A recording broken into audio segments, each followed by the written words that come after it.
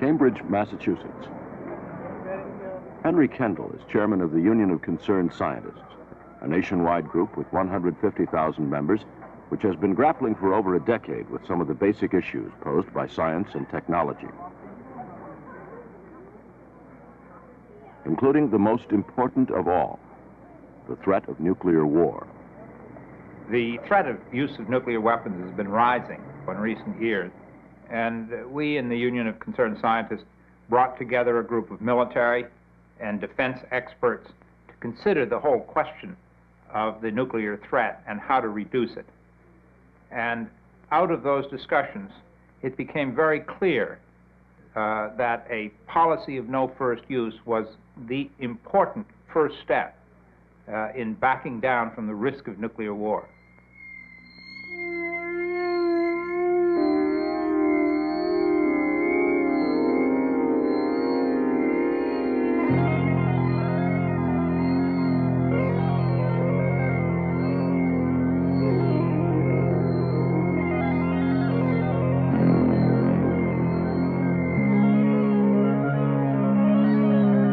This is the National Atomic Museum in Albuquerque, New Mexico.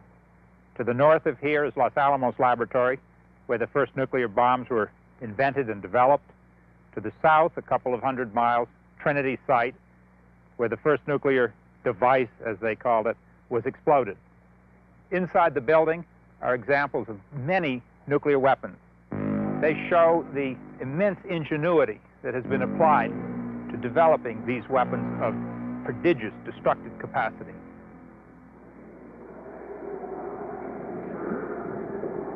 This is a model of the first nuclear bomb. It was exploded over Hiroshima at the end of World War II, had an explosive power roughly equal to 15,000 tons of TNT. Today there are weapons not primitive and heavy like this, but light, sophisticated, some of them with yields almost 1,000 times greater than this. Great diversity of weapons for almost any military purpose. It is in Europe where today that great diversity is widely appreciated and sharply feared. The recent huge anti-nuclear demonstrations were sparked by NATO plans to add yet more weapons to the nuclear arsenals already in position. Neutron bombs, Pershing II rockets, cruise missiles.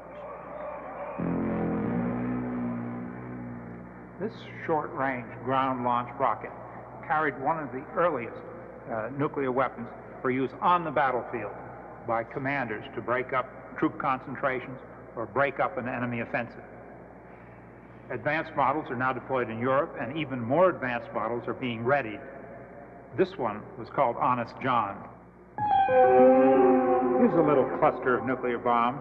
The first with a parachute for delivery from supersonic aircraft. The second for cratering, for knocking out airfields, and here an early precision-guided air-launched weapon.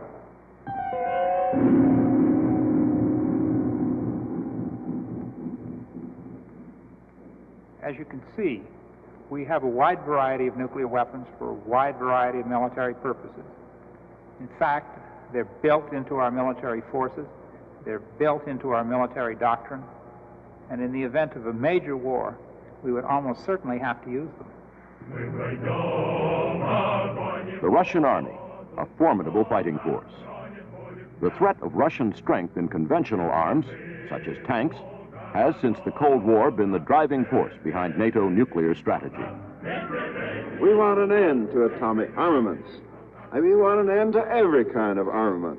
And we have never ceased to hope that the Soviet rulers might come to entertain the same desire, but this they have not done. Instead, they've used threats and riots and bloodshed and outright aggression in their attempt to expand their empire. They've made us understand that only great strength to offset their own can keep the peace. That great peacekeeping strength was the power of massive nuclear retaliation by the United States, as former Defense Secretary Robert McNamara recalls. NATO strategy during the 1950s was based on what came to be known as massive retaliation, a bigger bang for a buck, as I think Secretary Dulles expressed it. It was an effort to provide a defense of Western Europe against potential Soviet aggression.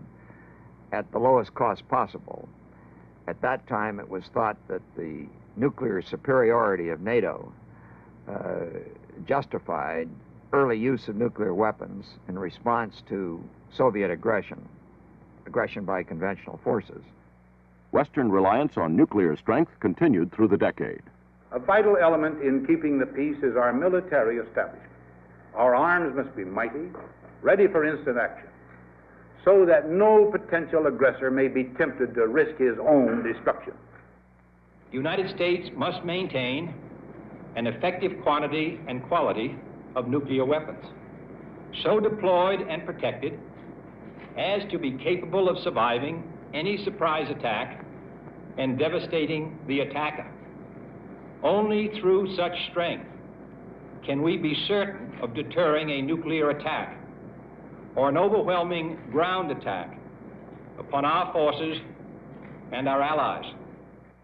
But as Russian nuclear strength grew to match that of the West, massive retaliation became an empty threat. Any American use of nuclear weapons could now be matched by the Russians. It was nuclear stalemate. But Russian conventional superiority remained, and the question NATO faced was how to meet a Soviet conventional assault without committing suicide. McNamara recognized the problem, and in 1962 prepared to pull back the nuclear umbrella, which now offered so little shelter. Despite our nuclear power, despite its superiority, all of us would suffer deeply in the event of a major nuclear war. And there was an erosion which continued into the 60s and 70s of NATO's nuclear superiority. As a result of that, early on in the Kennedy administration, we proposed that NATO strategy be shifted from what might be called massive retaliation to what was known as flexible response. For the kinds of conflict which are most likely to arise in the NATO area, our capabilities for response must not be limited to nuclear weapons alone.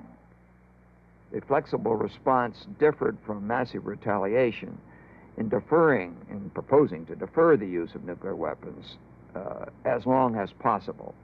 And this was associated with the proposal to build up the strength of NATO's conventional forces to the point where it was hoped that the use of nuclear weapons could be avoided, although the strategy itself always provided, in a last resort, if necessary, to initiate the use of nuclear weapons to avoid Western Europe being overrun by Soviet conventional forces.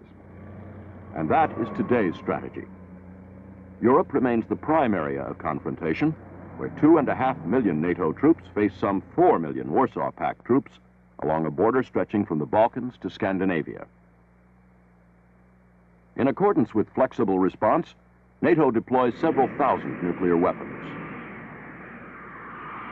On aircraft, fired from artillery, and launched by short-range rockets. They are all intended for battlefield use against Russian conventional forces. Many are concentrated in West Germany, close to powerful Soviet forces. It is here that the great danger lies, and where this film is focused. Because here, under flexible response, the Western alliance could be forced to turn a conventional war into a nuclear one. I cannot myself imagine any kind of conventional war, that would be remotely comparable in consequence to nuclear war. I know that the Russians lost over the long fighting and the desperate and huge battles of World War II, including the non-combatants, about 20 million people. If there were nuclear war in Europe, the casualties could hardly be less than 100 million in Europe alone, and more than 100 million in this country and in Russia. And the devastation incomparably greater. At the present time, the United States and its NATO allies are committed to the use of nuclear weapons in the event that the Soviet Union invades Europe and gives promise of overrunning the continent. An essay in Foreign Affairs laid out the idea that NATO should discard its dependence on nuclear weapons, soon after the Union of Concerned Scientists Study Group was reaching that same conclusion. One of the essay's authors was Robert McNamara, the strategy that was appropriate when there were only a few thousand nuclear warheads in existence, and when the great majority of those were in the hands of the U.S., is not necessarily the strategy that's appropriate when the two sides together have between 40 and 50,000 warheads with a destruction power equal to 1.5 million Hiroshima bombs. That's the basic reason why we think the strategy should be changed. Field Marshal Lord Carver. He became chief of the British Defense Staff after flexible response was adopted. The strategy, he realized, had a major flaw. How could NATO count on using nuclear weapons on the battlefield and expect the war to stop there? The basic fallacy of the flexible response lies in the fact that you could never be certain that the response of the other side was going to be as limited as you yourself intended your action to be. And indeed, it's inherent in NATO's deterrent strategy that there should always be a threat of escalation behind it. So if you were the first to initiate the use of nuclear weapons, you are opening up a perfectly terrible Pandora's box over which you have no control. Even Al Haig said he thought it very unlikely that a nuclear war, once started, could be limited. And that, I think, has been the view of everyone who's studied this, including, I think, President Reagan, who has said the same thing. I mean, even if you think you can control your own side, and that's a fairly big if, you have no control over the other side. And the Soviet Union have always said, in all their pronouncements about nuclear war, that, in their opinion, it not only cannot be, but it would not be limited, and that if nuclear weapons were used against them, they would observe no limitations in their own use of them. So I think one should recognize that the strategy of first use, which is today's NATO strategy, leads almost inevitably to unlimited nuclear war. Gloucestershire, England, home of Sir John Hackett. Until 1968, General Hackett commanded one of NATO's 2 international army groups in Germany. And how to counter the Russian threat remains his constant preoccupation. Their superiority in numbers is, let's face it, very considerable.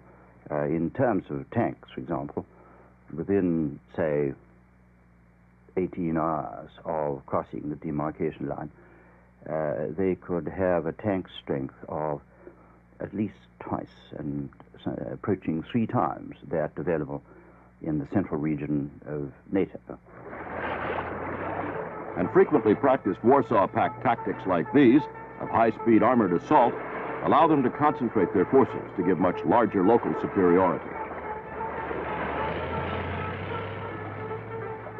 A Russian attack on Germany may seem incredible, but powerful NATO and Russian forces do face one another along the border. So suppose the worst happened. Suppose the next East-West confrontation spreads to Europe. Russia seizes the opportunity to move on West Berlin. NATO threatens retaliation. A Russian assault is launched. How will NATO forces respond? And would nuclear weapons be used? What will happen in this battle? This is typical landscape on a typical August day in North Germany. Here are these villages in a largely agricultural area, dotted about, and in spite of increased urbanization, industrialization, or forestation, this is still pretty well ideal tank country. And this is the area through which an armored thrust could be confidently expected in the event of an incursion by the Warsaw Pact. The area is known as the North German Plain, flat land north of the Harz Mountains. Stopping a Soviet tank assault here was General Hackett's responsibility. Now, the problem for the Warsaw Pact is one of time. They would aim, if they moved through here, to move at the rate of, say, 100 kilometers a day. This they have no hope of doing.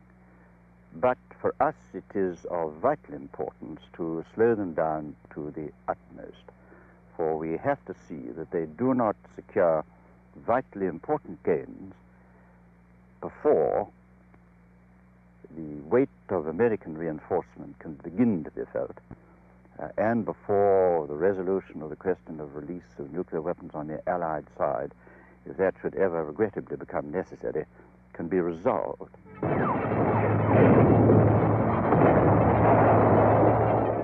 The Warsaw Pact assault will first be met by a combination of Allied armor and anti-tank weapons. Small precision-guided rockets are one of NATO's most important and effective defenses against a large-scale assault.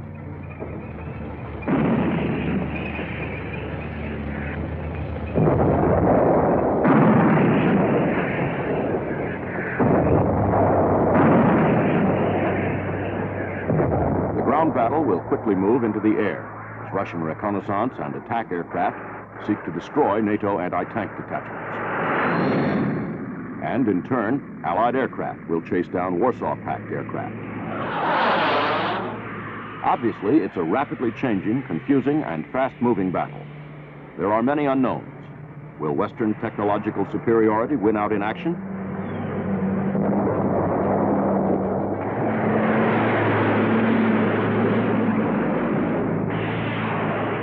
Or will Russian numbers have the advantage?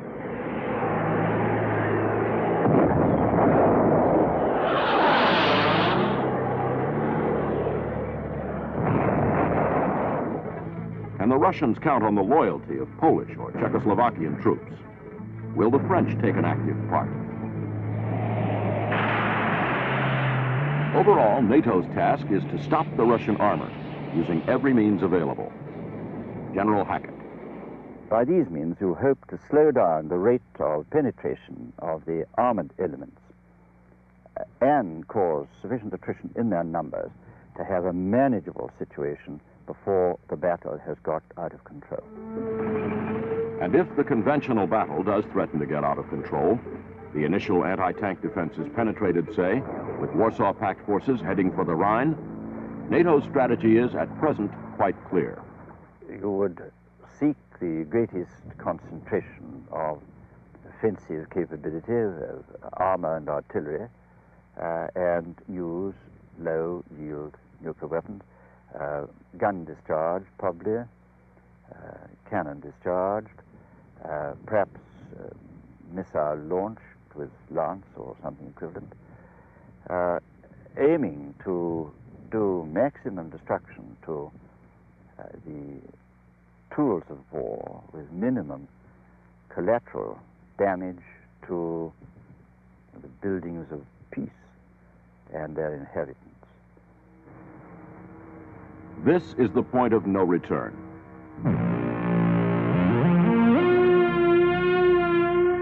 This is the time when we in the Western Alliance intend to start a nuclear war.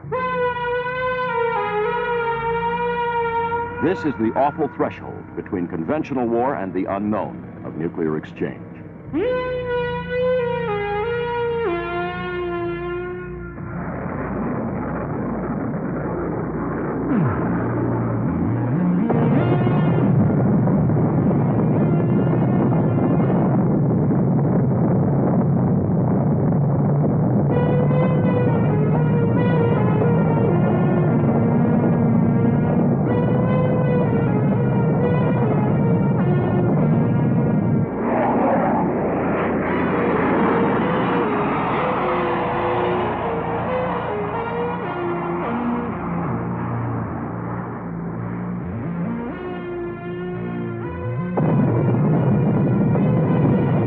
Surprisingly enough, the military themselves are not even sure this extreme step will in fact help from a military point of view.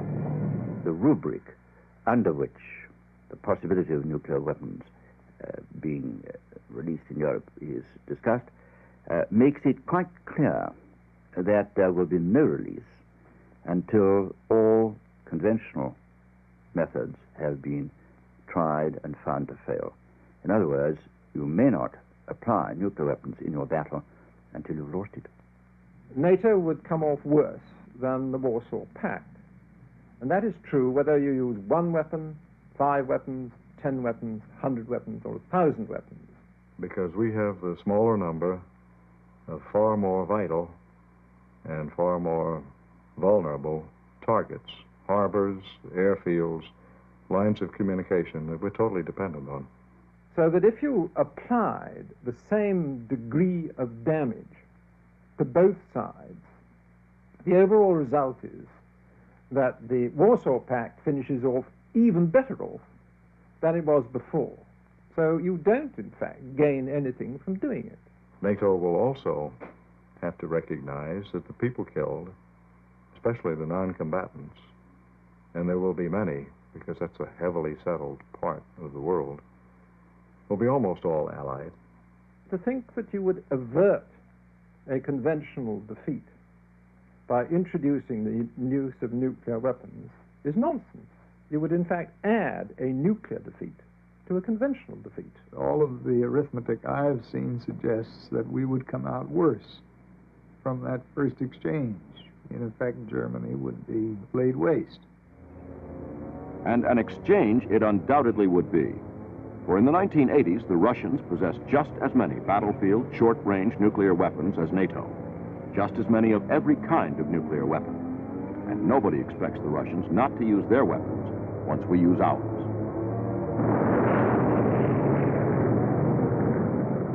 Any use by NATO of nuclear weapons against the Warsaw Pact would almost certainly escalate into general nuclear war. Even a low-yield weapon used on a battlefield in Western Europe is likely to lead to results which are wholly unpredictable, but which are likely to contain steep and early escalation into the all-out exchange which everyone dreads.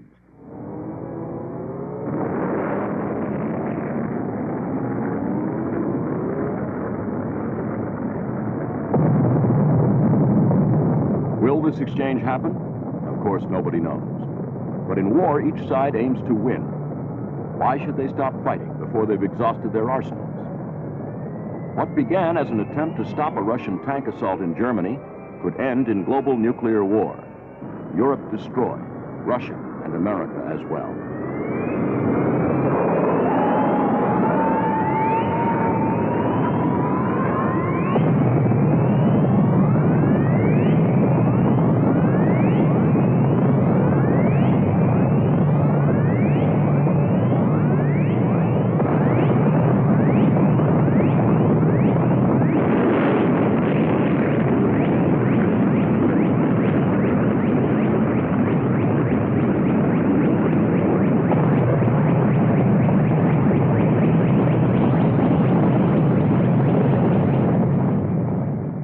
One must decide what one means by defense and security. What one means is trying to preserve the interests and lives of the people that are concerned in the alliance.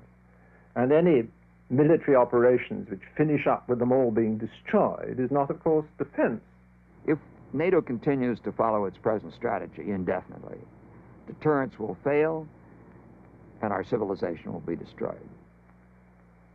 Nevertheless, the Reagan administration strongly denounced the proposal to change NATO's strategy so as not to use nuclear weapons first. A pledge of no first use effectively leaves the West nothing with which to counterbalance the Soviet conventional advantages and geopolitical position in Europe. A no first use policy would be the end of flexible response, and thus of the very credibility of the Western strategic deterrence.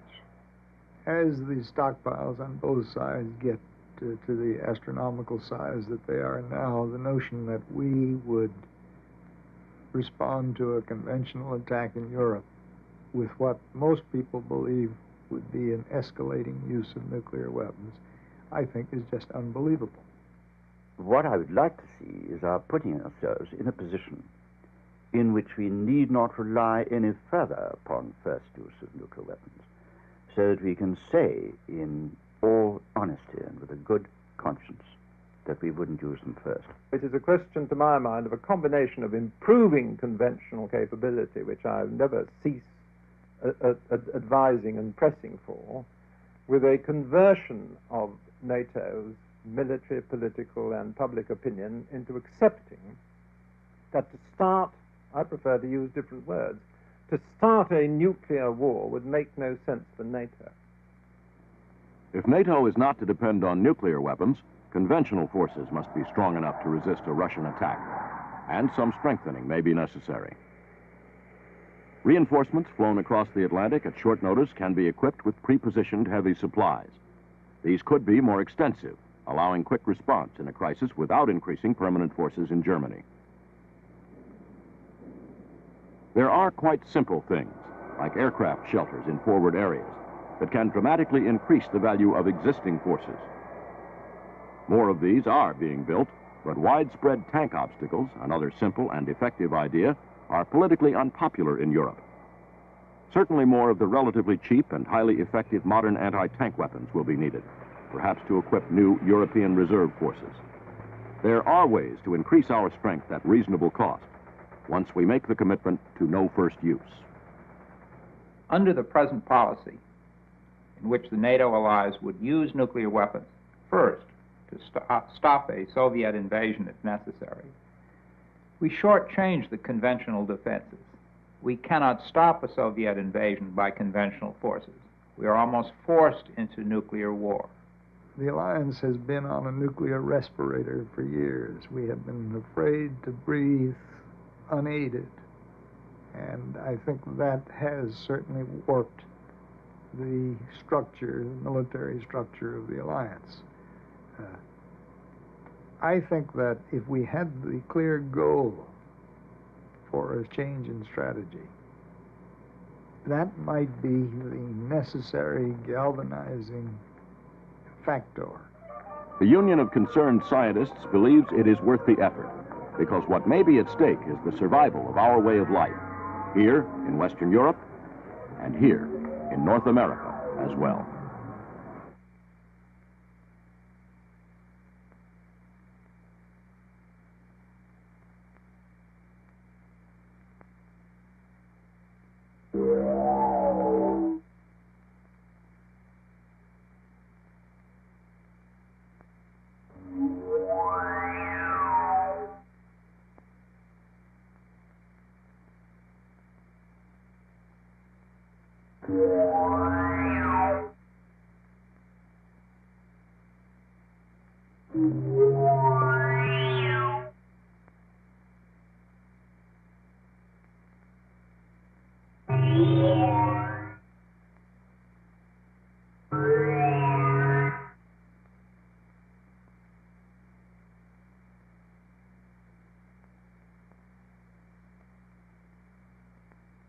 It is not enough to talk of arms limitation. It's not enough to talk of START, freezes, SALT.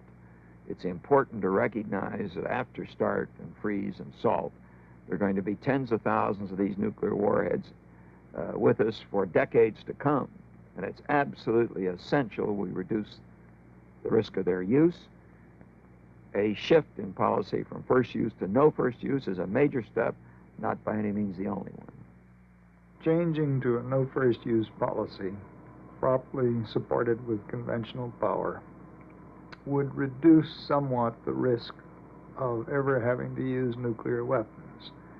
And that is the whole point of any arms control exercise. It's not the existence of nuclear weapons, but the risk that they will be used that we're trying to guard against. I think a declaration of no first use would lower the risks of a nuclear war by removing the attitude of mind among NATO's military and political people that when things were beginning to go badly, if they were beginning to go badly, then what they had always been brought up and trained to think of doing, the thing to do was to start using nuclear weapons. If you get away from accepting that that is the norm, you greatly, to my mind, reduce the risks of a nuclear war actually taking place. We believe in moral issues, in freedom, integrity of the mind, integrity of the soul, if you will, and other things of that kind. I can't think of anything more immoral than to initiate nuclear war in the certainty that innocents will be killed in their thousands and millions.